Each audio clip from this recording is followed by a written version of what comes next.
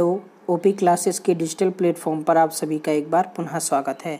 आज हम लोगों को पढ़ने हैं 19 सितंबर 2020 के मोस्ट एक्सपेक्टेड करंट अफेयर्स। तो चलिए शुरू करते हैं और देखते हैं आज का पहला प्रश्न।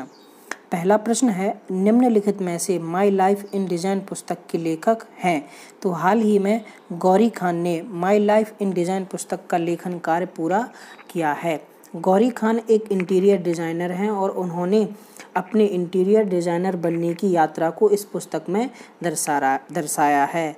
पेंगुइन रैंडम हाउस इंडिया द्वारा इस पुस्तक का प्रकाशन वर्ष 2021 में होगा। गौरी खान ने कहा है कि यह एक कॉफ़ी टेबल बुक है तथा इस बुक में उन्होंने अपने काम, परिवार और घर की तस्वीरें भी शेयर की हैं। गौरी खान अभिनेता शाहरुख खान की पत्नी हैं। इनका जन्म 8 अक्टूबर 1970 को हुआ था। इंटीरियर डिज़ाइन होने के अलावा गौरी खान एक निर्माता और निर्देशक भी हैं। इन्होंने रेड चिली एंटरटेनमेंट नाम की एक कंपनी भी खोल रखी है, जिसके तहत इन्होंने मैं हूं ना, Chennai express, happy new year तथा दिलवाले जैसी फिल्मों का निर्देशन भी किया है। गौरी खान का शाहरुख खान से विवाह वर्ष 1991 में हुआ था। चलिए देखते हैं हमारा आज का दूसरा प्रश्न। दूसरा प्रश्न है, हिंद स्वराज पुस्तक हाल ही में खबरों में थी। निम्नलिखित में से हिंद स्वराज पुस्तक का लेखक कौन है? तो हाल ही में भारत सरकार ने हिंद स्वराज पुस्तक में वर्णित उपायों को अपनाया है।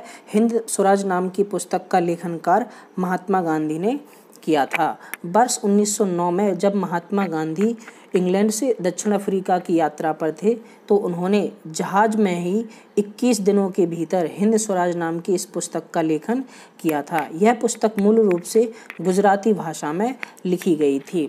अंग्रेजों ने इस पुस्तक के द्वारा महात्मा गांधी पर राजद्रोह का आरोप लगाया था तथा इस पुस्तक को प्रतिबंधित कर दिया था।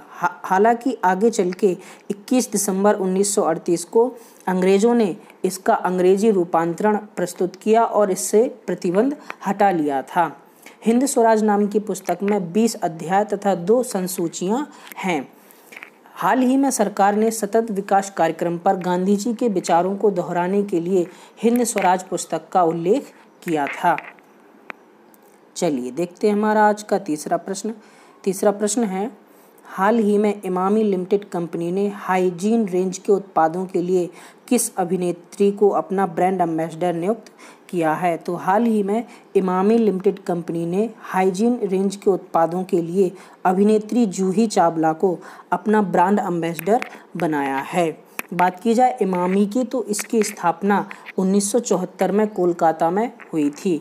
राधेश्याम अग्रवाल तथा राधेश्याम गोयनका ने इमामी नाम की कंपनी की स्थापना की थी। वहीं बात की जाए अगर जूही चावला की तो जूही चावला का जन्म 13 नवंबर 1967 को हरियाणा में हुआ था। वर्ष 1984 में जूही चावला को मिस इंडिया चुना गया। वर्ष 1986 से उन्होंने अपने फिल्मी कैरियर की शुरुआत फिल्म सल्तनत से की थी। चलिए देखते हैं हमारा आज का चौथा प्रश्न। चौथा प्रश्न है, विश्व बैंक के नए कार्यकारी निदेशक कौन नियुक्त किए गए? तो हाल ही में राजेश खुल्लर विश्व बैंक के नए कार्यकारी निदेशक चुने गए हैं। विश्व भर से विश्व बैंक ने कुल 25 निदेशक चुने हैं, जिसमें भारत के राजेश खुल्लर भी शामिल हैं। वर्तमान में राजेश खुल्लर हरियाणा के मुख्यमंत्री मनोहर लाल खट्टर के प्रधान सचिव थे।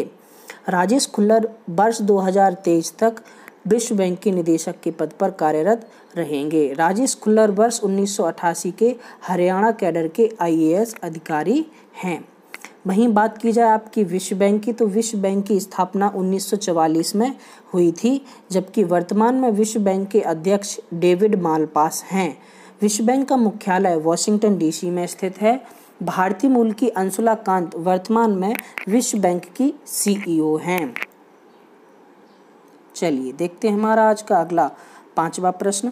पांचवा प्रश्न है, कौन सा देश संयुक्त राष्ट्र के आर्थिक और सामाजिक परिषद निकाय का सदस्य बना है? तो हाल ही में भारत संयुक्त राष्ट्र के आर्थिक और सामाजिक परिषद निकाय का सदस्य बना है। वर्ष 2021 से 2025 तक भारत संयुक्त राष्ट्र के आर्थिक और सामाजिक परिषद निकाय का सदस्य रहेगा। हाल ही में संयुक्त राष्ट्र ने महिला स्थिति पर आयोग के सदस्य के लिए भारत को चुना है। कुल 54 सदस्यों में से भारत तथा अफगानिस्तान को एशिया पैसिफिक क्षेत्र से चुना गया है। चलिए देखते हैं हमारा आज का अगला छठवां प्रश्न। छठवां प्रश्न है, हाल ही में एशियाई विकास बैंक ने किस व्यक्ति को भारत देश निदेशक के तौर पर नियुक्त किया है? तो हाल ही में एशियाई विकास बैंक ने टेको कोनिशी को भारत के देश निदेशक के तौर पर नियुक्त किया है। वे केनिची योकोयामा का स्थान लेंगे। बात की जाए एडीबी की, तो भारत एशियन डेवलपमेंट यानी एशियाई विकास बैंक का चौथा सबसे बड़ा शेयरधारक है। वर्तमान में एशियाई विकास बैंक के अध्यक्ष मात्सुको असाकावा हैं तथा एडीबी की स्थापना 19 दिसंबर 1966 को हुई थी। वर्तमान में एशियाई विकास बैंक का मुख्यालय फिलीपींस के मंडलुयोंग में है। चलिए देखते हैं हमारा आज का अगला सातवां प्रश्न। सातवां प्रश्न है, हाल ही में सुर्खियों में रहे कोसी रेल महासेतु के संबंध में सत्य कथन है। पहला है, इसका निर्माण सिक्किम में किया गया है। ये गलत है, इसका निर्माण बिहार में हुआ है। इसकी लंबाई 2.9 किलोमीटर है। ये भी गलत है, इसकी लंबाई है 1.9 किलोमीटर। इसके निर्माण को 2014 में मंजूरी दी गई थी, तो ये भी आपका गलत है। इसके निर्माण को 2003 में मंजूरी दी गई थी। चलिए इसके बारे में कुछ अन्य बातें जानते हैं। कोसी रेल महासेतु हाल ही में प्रधानमंत्री नरेंद्र मोदी ने 18 सितंबर को इस पुल का उद्घाटन किया है। इसके तहत मिथिला तथा कोसी को जोड़ा जाएगा। इस कोसी रेल महासेतु का शिलान्यास 6 जून 2003 को तत्कालीन प्रधानमंत्री अटल बिहारी वाजपेयी ने किया था। इसके तहत 300 किलोमीटर की यात्रा अब मात्र 22 किलोमीटर के दायरे में सिमटकर रह जाएगी। इसकी कुल डिस्टेंस 1.9 किलोमीटर है तथा इस पर 516 करोड़ रुपए का खर्चा आया है। चलिए देखते हैं हमारा आज का अगला प्रश्न। अगला प्रश्न है, हाल ही में विश्व बैंक द्वारा जारी मानव पूंजी सूचकांक 2020 में भारत का कौन सा स्थान है? तो हाल ही में विश्व बैंक ने मानव पूंजी सूचकांक 2020 जारी किया है, जिसमें भारत का 116वां स्थान है। मानव पूंजी सूचकांक 2020 में कुल 174 देश शामिल हुए थे, जिसमें पहले स्थान पर सिंगापुर, दूसरे स्थान पर हांगकांग तथा तीसरे स्थान पर जापान था। 174वें स्थान पर सेंट्रल अफ्रीकन रिपब्लिक देश है। वर्ष 2018 में जारी मानव पूंजी सूचकांक में भारत का 115वां स्थान था। चलिए देखते हैं हमारा आज का नौवां प्रश्न। नौवां प्रश्न है, हाल ही में एशिया सोसाइटी नामक संस्थान ने किस भारतीय को एशिया गेम चेंजर अवार्ड से सम्मानित करने की घोषणा की है? तो हाल ही में सैफ विकास खन्ना को एशिया गेम चेंजर अवार्ड से सम्मानित करने की घोषणा की गई है।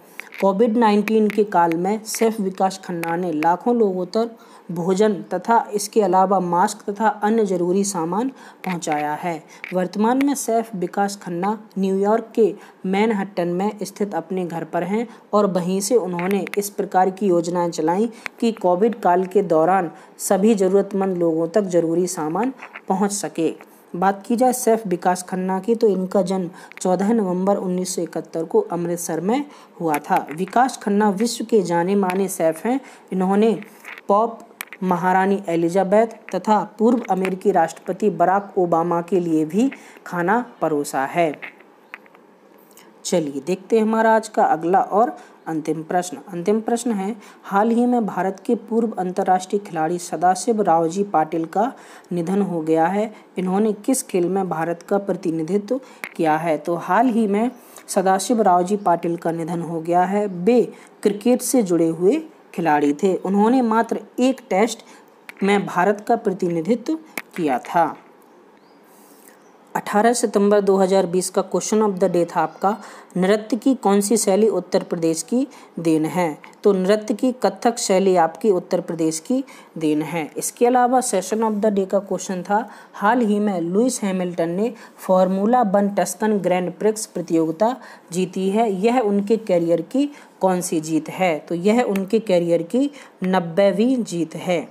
सही उत्तर देने वालों में शामिल हैं नरेंद्र, अंकिता, मयंक, शानू, सोनाली, मयूरी तथा विनय झा। सभी को बहुत बहुत बधाई। आप लोग केवल क्वेश्चन ऑफ द डे का आंसर देने के लिए सेशन पर आते हैं, लेकिन हमारा कहना यह है कि आप लोग पूरा सेशन देखें तथा उसमें बताए गए व्याख्यात्मक प्रश्नों और उत्तरों को नोट किया करें, जो कि आपके एग्जाम में बहुत ज़्यादा हेल्पफुल होंगे। 19 सितंबर 2020 का क्वेश्चन ऑफ द डे है आपका, दीवाने अमीर कोही विभाग की स्थापना किस सुल्तान ने की थी। मोहम्मद बिन तुगलक, फिरोज शाह तुगलक, सिकंदर लोदी या फिर बहलोल लोदी।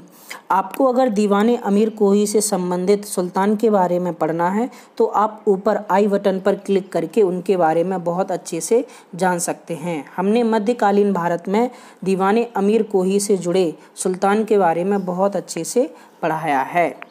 इसके अलावा सेशन ऑफ द डे का क्वेश्चन है आपका, हाल ही में विश्व बैंक के भारत की तरफ से नए निदेशक राजेश खुल्लर बनाए गए हैं। विश्व बैंक की CEO कौन है। दोनों प्रश्नों के जवाब आपको नीचे कमेंट बॉक्स में कमेंट करके बताने हैं। तो ये था आपका 19 सितंबर 2020 का करंट अफेयर्स का सेशन। आज के लिए इतना ही। धन्यवाद।